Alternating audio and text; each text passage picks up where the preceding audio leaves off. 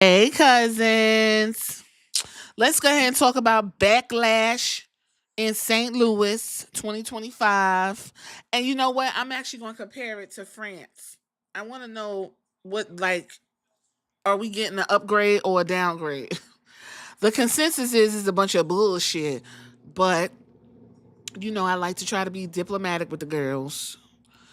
So, Backlash 2024 was in France. We got it earlier. That was probably the highlight. I think the shit started at 3 o'clock or something like that. It was fantastic for everybody. You got to get in, get out, and get the fuck out of there. Well, if you don't remember, we had a street fight versus Sola Sokoa, Randy Orton, Tama Tonga, and Kevin Owens. And Sola Sokoa and Randy Orton came out on top. That was last year in France. Then we had the WWE's Women's Champion Triple Threat match. Bayley defeated Naomi and Tiffany Stratton. She ended up retaining the title. At that time, Bayley was the women's champion. My, how the star has fallen, because the way y'all running down Bayley is something to see. World Heavyweight Championship. Damian Priest retained against the mascot Jey Uso. WWE Women's Tag Team match, Bianca Belair, Jade Cargill defeated the Kabuki Warriors, both of whom are injured and somewhere on the shelf. Wow, what a year. This time last year, huh? Undisputed Championship, Cody Rhodes versus AJ Styles. This is where Cody Rhodes was going to hit him with the steel steps, and AJ was like, "No, no, no," I believe, and I ain't like that. That was down to the Backlash. It ran for 3 hours. Okay. Let's see what we got going on. Samantha Irvin was still there. Corey Graves was on the 1 and 2s with Michael Cole. My. How things have changed. Fast forward to the review. The preview, I must say. The review is afterwards, right? John Cena versus Randy Orton for the undisputed WWE title. Listen, somebody did the math and they said it's 98 years between the two of them. You have 98 years of wrestling as your main event. Look, because again, there are no supposed stars or there aren't people that you all are interested in. This is what we get. We get Randy Orton and John Cena. They're gonna tell their story in probably the most slowest way possible. Maybe I'll be pleasantly surprised. Now, is John Cena gonna lose? No, I'll be shocked. So John Cena is most likely gonna win. I would love to see Randy Orton pick up the win and do some stuff with it, but when you're creatively bankrupt, this is what you get. So of course John Cena is going to retain.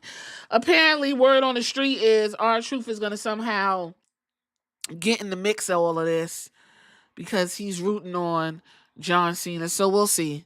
Next up, Lyra Valkyria versus Becky Lynch for the Intercontinental Women's Championship.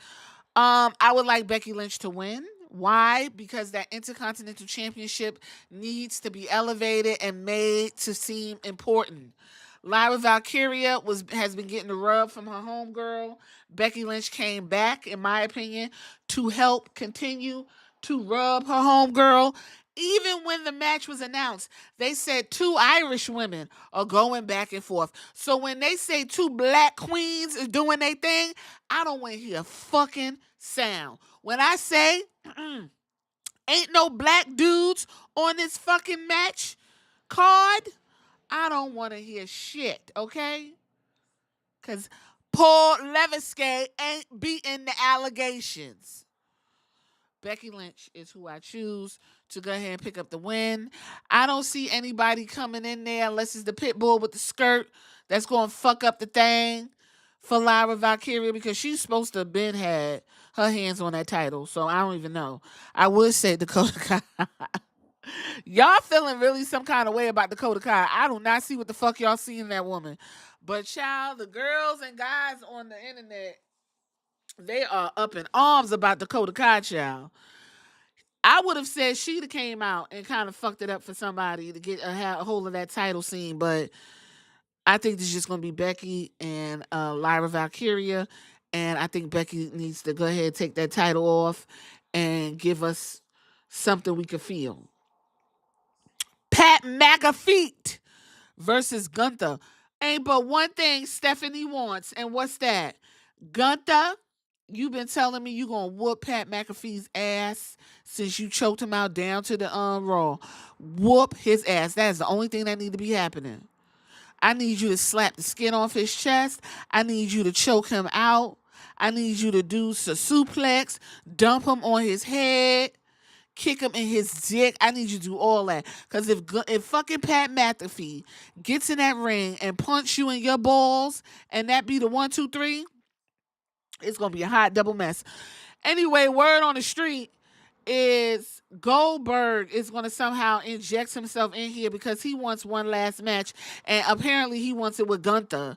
So, are you excited to see Goldberg? It's speculation, so please lower your standards. Lower your standards. Dominic Mysterio versus Penta for the Intercontinental title. I'm going to be real honest with you. Congratulations to Penta for getting a title shot and not having even been in the company for a whole month. That is impressive, I must say. And I mean, the field wasn't too much either because everyone's a loser that Penta was going up against. So I would like to see Penta win because that would just be like, oh, wow. But Dominic's probably going to retain and then continue to not do anything with it. Be down to the what do you call it? The Judgment Day fuck house and continue to have orgies with the non-existent ladies tag team champions. Jacob Fatu versus LA Knight versus Damian Priest versus Drew McIntyre. Listen. Jacob Fatu's not dropping his title because he all gas and no brakes. Nah, I mean. Jacob Fatu got himself over. The people love it. He's not losing that title. Now, the conversation could be the other three guys. For whatever reason, LA Knight, I don't know what the fuck he did to Paul Leviskate and the people back there, but they not seeing it for him. It is no reason why LA Knight could not have gone against John Cena in that main event. But whatever, we're not even going to talk about it. Damian Priest. Listen, Drew McIntyre is right there. You took the title off of him in 5 minutes. Maybe he's still feeling some kind of way about it. Y'all can go ahead and whoop each other ass or whatever. Jacob Fatu's winning. No tag team titles. No Montez Ford. No Dawkins. No New Day. Okay? No women's tag team titles. You won't even feature anybody off of NXT. You won't feature anybody off of fucking Evolve. This is just, a filler till we get to the next thing. I actually thought they were going to cut down on the pay-per-views. It seems like there's more pay-per-views. My God. After this, we go straight into WWE Saturday Night's lame events. Okay, that's literally, if you could predict it, you could predict it. Okay, like, please. That's on May 24th. Then we got, if you into NXT Battlegrounds on May 25th. And then the Worlds Collide, which is the Lucha Libres AAA against NXT. Looks like that's going to be June 7th. And then Money in the Bizank, June 7th. I already got my girl Naomi winning. Get that caution briefcase. I will drop $250 for the caution briefcase. Mother caution. Now for the guys, I don't know. And then we get another Saturday night's main event, July 12th. And then SummerSlam is 2 days at August 2nd and August 3rd. And then WWE Clash in Paris to kind of round out the summer at the, I want to say this, Paris La Défense. That's a lot. 18 events total since January. Good for me, because you guys love this. Bad for me, because the wrestling and the storylines suck. Either way, this is my review.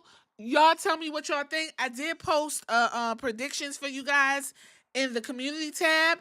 If you didn't hit there, get in the comments and tell me who you got winning on this weak ass lackadaisical pay-per-view.